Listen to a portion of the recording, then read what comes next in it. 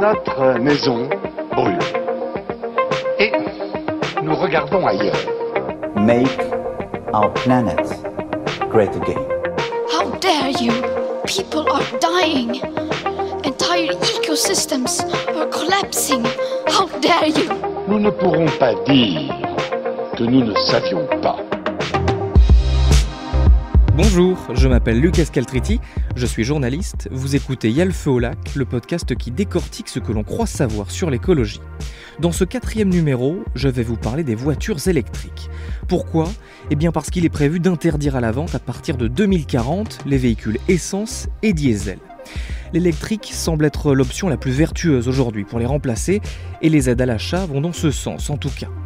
Mais bon, aujourd'hui on nous parle d'électrique et il y a quelques années, on nous vantait les mérites du diesel qui depuis est totalement décrié.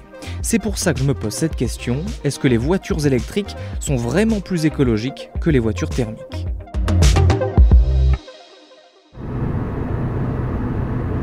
Ça te dit qu'on écoute un podcast ? Ouais, tu vas écouter quoi ? Bah je sais pas, j'ai vu que la Stories avait fait une série là sur les enjeux de 2020, ça a l'air pas mal. C'est sur quoi ? Bah le premier épisode, ou le dernier qui est sorti là, c'est sur la voiture électrique, ça te dit ? Ok, vas-y, cherche ça. Bonjour, je suis Pierrick Fay. Pour démarrer 2020, la Story des Échos s'interroge sur plusieurs faits d'actualité qui pourraient marquer les prochains mois. Épisode 1, les ventes de voitures électriques vont... Bon oui, j'avoue, ce que vous venez d'entendre, c'est une reconstitution, mais c'est vraiment comme ça que j'ai eu l'idée de faire cet épisode.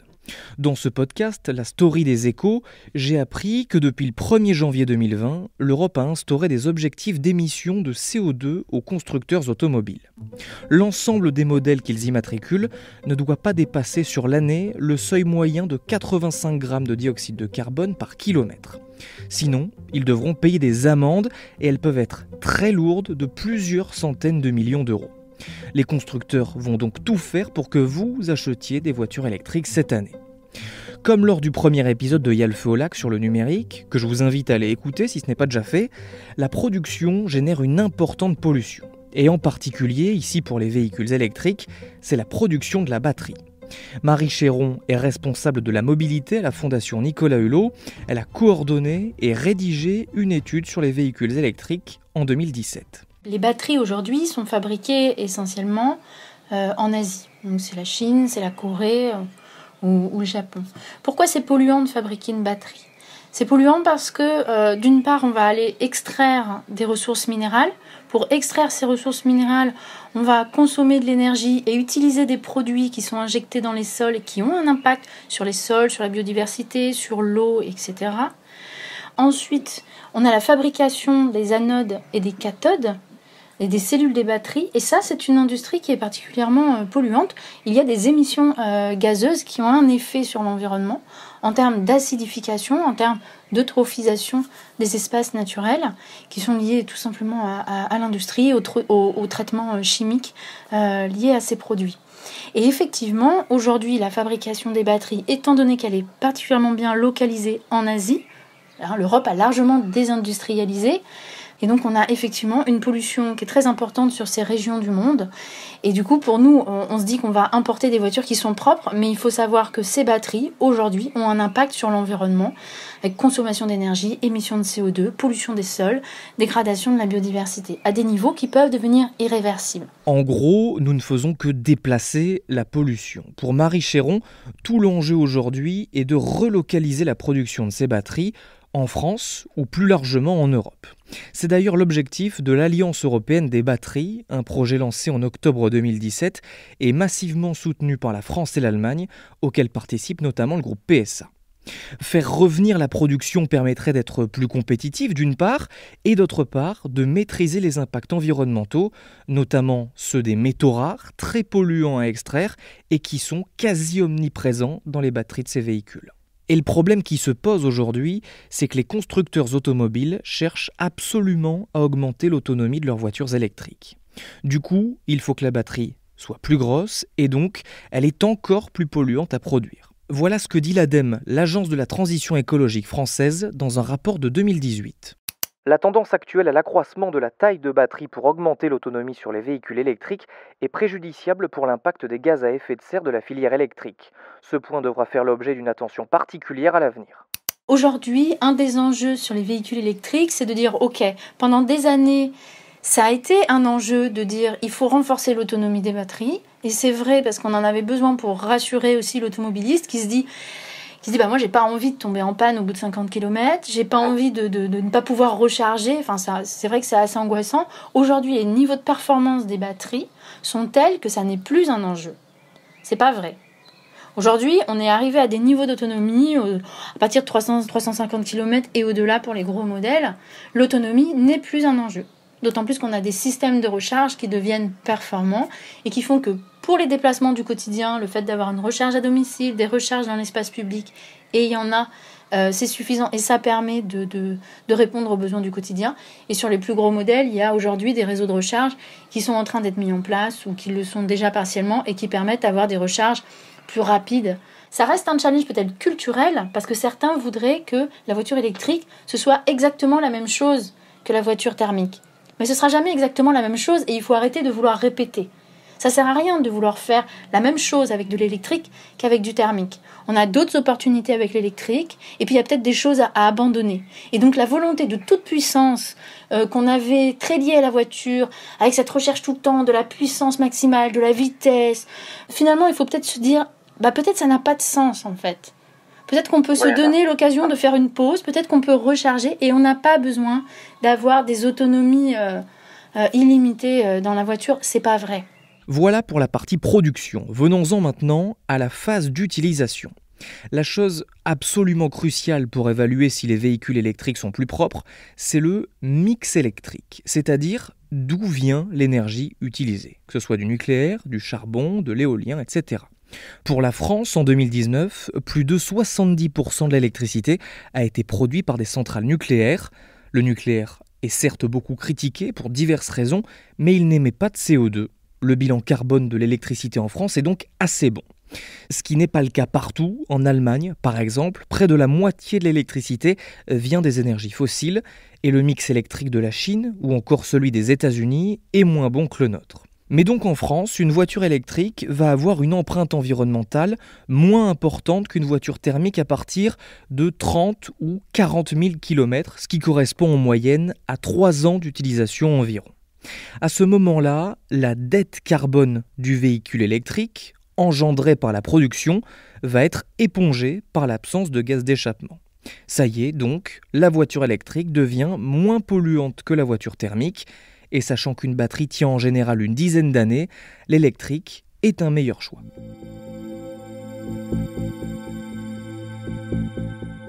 Mais bon, vous l'aurez compris, une voiture électrique n'a rien d'écologique. Seulement, si elle est utilisée suffisamment longtemps, elle peut être un peu plus vertueuse, c'est vrai, qu'un véhicule à moteur thermique. Et les constructeurs, ça, le savent, bien évidemment. Pourtant, ils ont voulu nous faire croire l'inverse. En France, c'est bien connu, on n'a pas de pétrole, mais on a des idées. Alors pourquoi ne pas passer à l'électrique ? On en a ça de l'électricité. En 2014, Renault fait un spot publicitaire pour la télévision et il y a de grandes chances pour que vous l'ayez vu.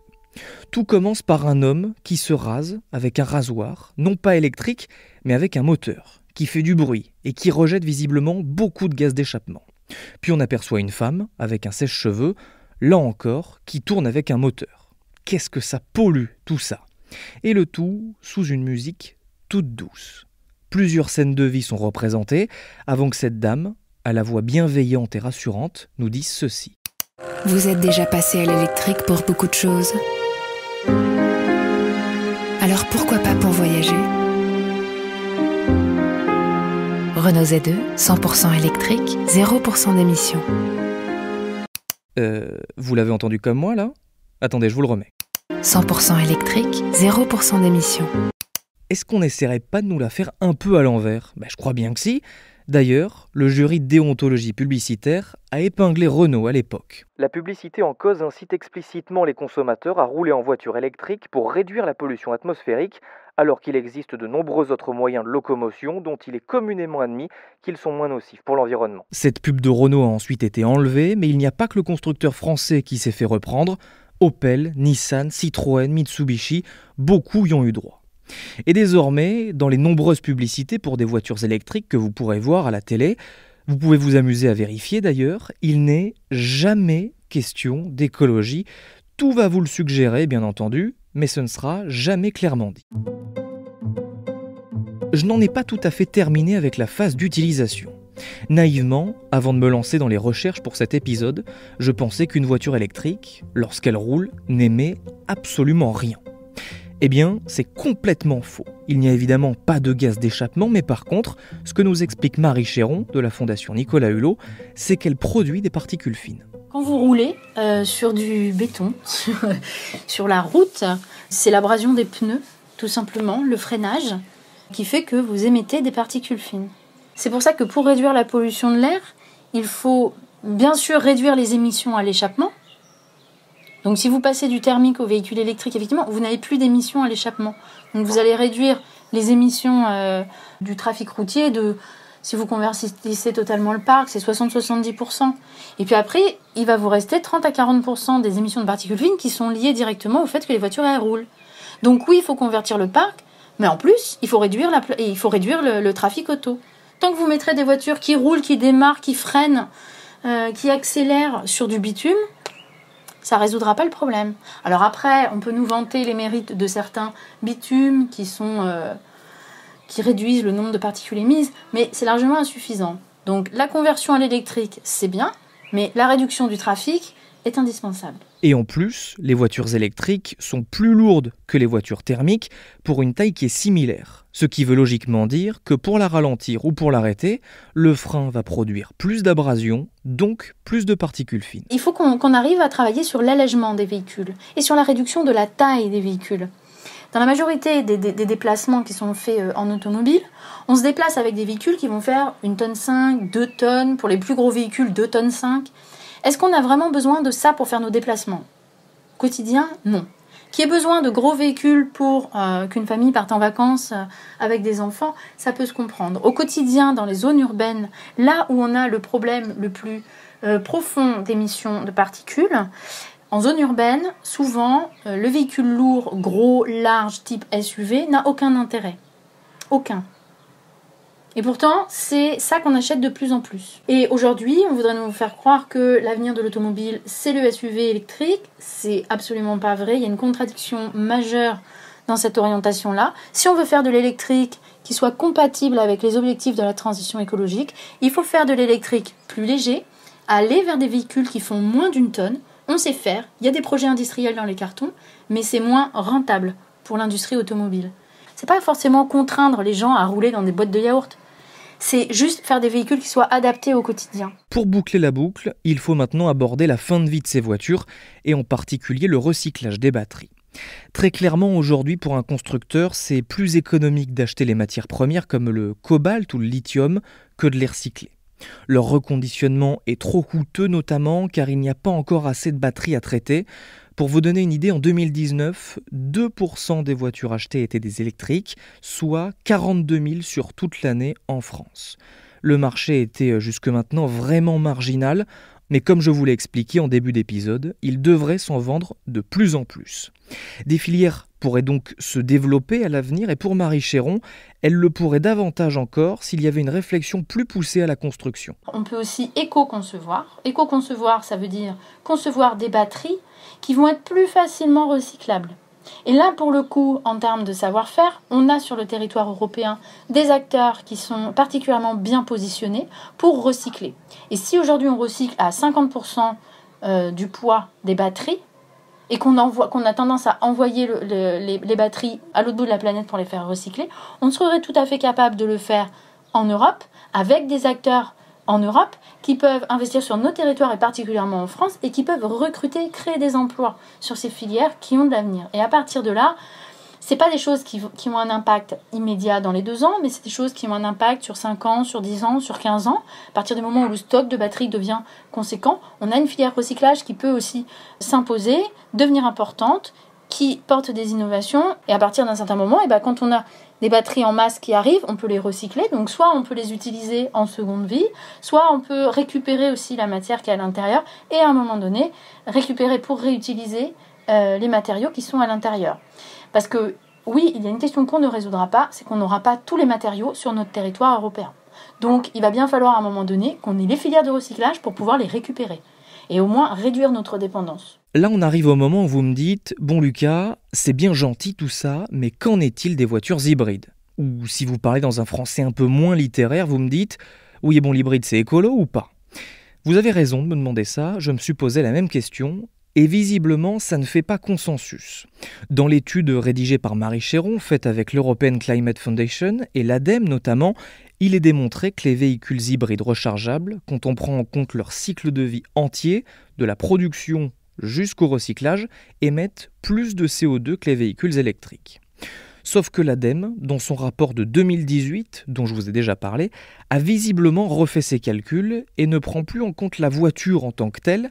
Elle évalue le rejet de CO2 pour une personne par kilomètre et là, finalement, l'hybride rechargeable serait la meilleure solution. Les véhicules hybrides rechargeables semblent les solutions les plus pertinentes du point de vue de l'impact sur les émissions de gaz à effet de serre, grâce à leur batterie de taille limitée parfaitement adaptée à l'usage majoritaire du véhicule. Par contre, il est précisé que les usages exceptionnels comme les longs trajets pour partir en vacances, par exemple, ont été exclus de cette étude pour des raisons pratiques. L'ADEME ne se base finalement que sur des déplacements quotidiens. Mais bon, ce rapport est clair, électriques et hybrides rechargeables sont et seront, compte tenu des avancées technologiques dans le futur, plus propres que les voitures thermiques. Alors tout ça c'est bien beau, mais je ne peux pas vous laisser comme ça. On ne peut pas décemment parler d'écologie et s'arrêter là. Vous l'aurez compris, n'importe quelle voiture pollue et en plus, elle véhicule, si je peux me permettre, un autre gros problème, c'est la place qu'occupe la voiture. Je vais prendre l'exemple de Paris parce qu'il est très parlant. Selon les calculs réalisés par le journal Le Monde, en 2018, la moitié de l'espace public était réservé à la voiture dans la capitale, alors que la voiture ne représentait pas du tout la moitié des déplacements, seulement un peu plus de 10%. La voiture finalement va prendre tout l'espace qu'on lui donne, c'est ce que m'a expliqué Sébastien Marek. Il est chercheur en aménagement et urbanisme à l'université Rennes 2 et à la ville de Paris. Les modes de déplacement sont concurrents. On entend souvent que les modes sont complémentaires, on entend parler d'intermodalité quand on parle des transports, c'est-à-dire de ce potentiel de lier, de mettre en commun des modes de transport pour faire un déplacement d'un point A à un point B. Mais en fait, les modes sont très largement concurrents. Et donc, l'espace qui va être alloué à l'automobile va être autant d'espace qui ne peut pas être alloué aux piétons, aux usagers du vélo, de la trottinette ou au transport en commun. Donc, quand on crée une voirie ou quand on conserve une voirie qui est largement dominée par l'automobile et faite pour l'automobile, les autres modes sont simplement écartés. Donc, ça a un effet direct sur l'usage des autres modes et la voiture va préempter en fait une part importante des déplacements qui pourraient être faits à vélo, en transport en commun, à pied et qui ne le sont pas parce que un manque d'espace, un mode qui va préempter la majorité de l'espace, va aussi empêcher de bonnes conditions de sécurité pour les autres usagers. Typiquement, si vous avez une voirie avec une 2x2 voies par exemple, c'est une voirie largement dédiée à l'automobile. Si vous fermez de chaque côté une voie et que vous en faites une piste cyclable comme c'est le cas à l'heure actuelle dans le choix que font beaucoup de villes pour proposer une alternative au transport en commun et à la voiture, eh bien vous changez le caractère de la voirie, vous réduisez l'espace de la chaussée et vous réduisez du même coup la vitesse et le volume que peut absorber cette route. Et vous améliorez du même coup les conditions de sécurité pour les cyclistes et même pour les piétons puisque ce sera une voirie plus apaisée et avec moins de nuisances liées au bruit et à la pollution des véhicules motorisés. Concrètement, si on laisse trop de place à la voiture, on décourage ceux qui voudraient utiliser des modes de transport plus respectueux de la planète. De manière générale, les villes qui ont commencé à depuis longtemps rééquilibrer leur espace public en faveur des transports en commun, de la marche et du vélo ont une part de l'espace public dédié à la voiture qui est moindre. Et en fait, c'est directement l'espace qu'on accorde à la voiture est directement corrélé à l'utilisation de la voiture dans une ville et même au taux de possession, au taux d'équipement des ménages, c'est-à-dire combien de ménages ont une voiture dans cette ville ou ont deux voitures. plus l'espace public est rééquilibré en défaveur de la voiture, plus il y a de chances pour que ses habitants utilisent des modes dits alternatifs. Et derrière tout cela, il y a un autre souci avec la voiture, c'est l'individualisme. Même s'il n'y a pas de chiffres très récents, le taux d'occupation des véhicules serait en France inférieur à 1,5 passagers par voiture en moyenne, et pour les trajets en ville, il serait même de 1,06. Bon, et puis pour résumer, qu'est-ce que l'on peut faire pour moins polluer tout en continuant à se déplacer ? Il y a évidemment le vélo, les transports en commun et la marche quand c'est faisable. Puis, en fonction de vos usages, la voiture électrique ou l'hybride rechargeable sont de bonnes alternatives à la voiture diesel ou essence. Choisissez un véhicule également qui est adapté à vos besoins, pas de SUV quand il faut seulement faire 10 km pour aller travailler le matin. Et le must, c'est de ne pas être tout seul dans l'habitacle. On emmène des collègues au bureau ou on fait du covoiturage par exemple. Vous venez d'écouter le 4e épisode de Y'a le feu au lac, un podcast Ouest France. S'il vous a plu, n'hésitez pas à le partager sur les réseaux sociaux, à en parler autour de vous, à vous abonner, ou si vous le pouvez même, mettre 5 étoiles sur votre application de podcast. À dans 2 semaines pour le 5e épisode, où il sera question de la viande.